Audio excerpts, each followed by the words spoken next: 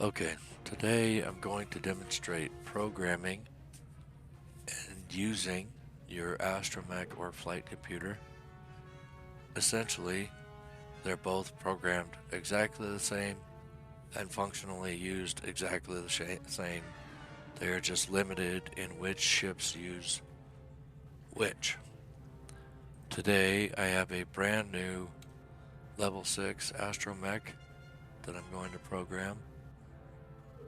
So from your data pad, you find the Astromech or flight computer you need to program and right click it and find the program droid command, which is different than the program commands when it's summoned out in the world. The program droid command opens up this very confusing looking window.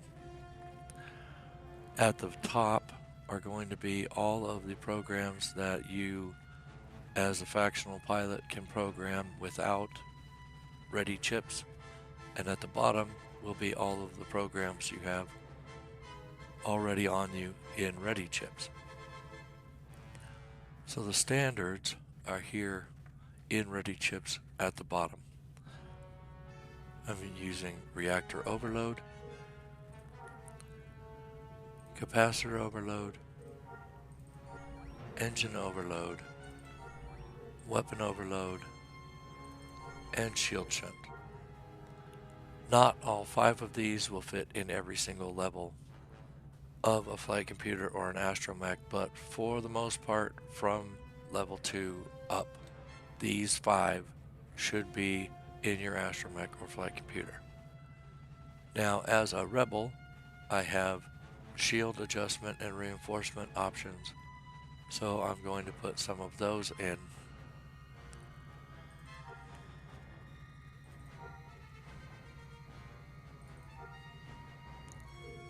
Once all of the commands are in that you are wanting to program into your astromech, you would hit commit.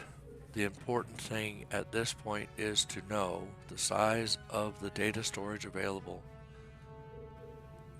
in your astromech or flight computer.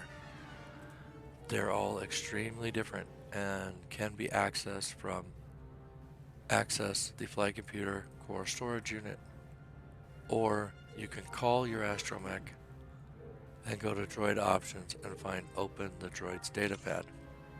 And in the lower right hand corner, it displays the capacity for that level of droid. Every chip or program has a size also. The big ones, the Overload 4s, take 24 data spaces.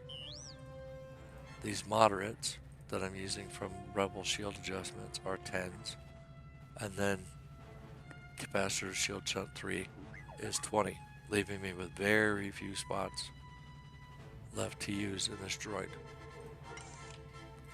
Every single level is different, with 1 being extremely low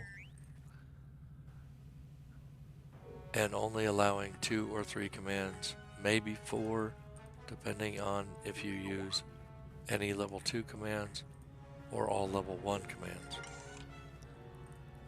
It gets better as you move up, with 5 allowing you to run all level 4 commands if you so chose.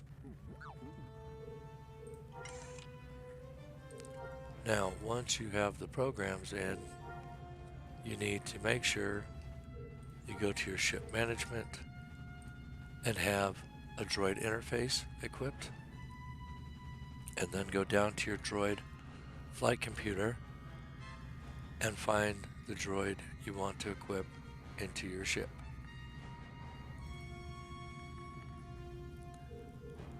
Now that we've done that, we can launch into space and set up our new commands on our toolbar.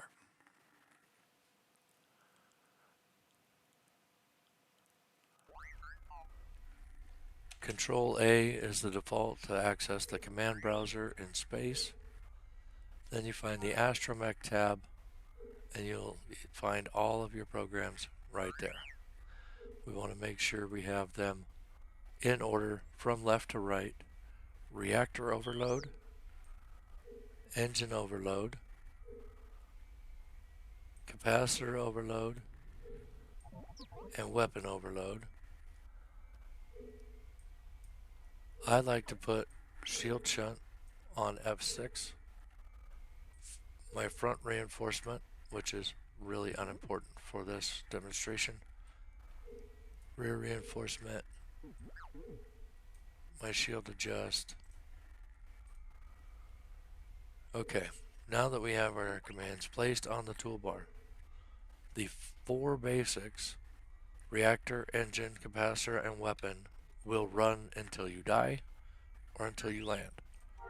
And it's extremely important that you run reactor overload first. If you do not, there's a good chance you're going to shut down weapons, booster, capacitor, because of the energy draw.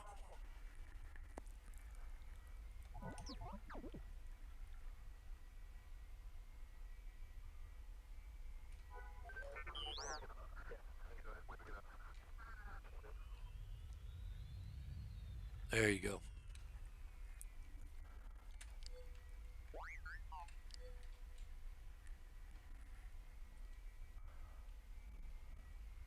And that is it for this demonstration.